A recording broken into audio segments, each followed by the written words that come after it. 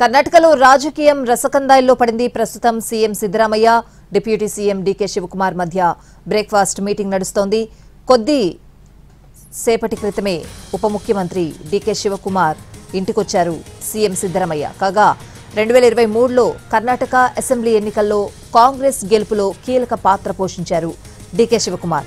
దీంతో ప్రభుత్వం ఏర్పాటు సమయంలో సీఎం పీఠం ఆశించిన సిద్ధరామయ్యకు ఆ పదవి కట్టబెట్టింది అధినాయకత్వం. అయితే 2.5 ఏళ్ల సీఎం ఇస్తామని డీకే శివకుమార్ కు మాట ఇచ్చారు కాంగ్రెస్ అగ్రనేతలు. సర్కార్ ఏర్పాటై 2.5 ఏళ్లు పూర్తి కావడంతో ఇచ్చిన మాట నిలబెట్టుకోవాలంటున్నారు శివకుమార్.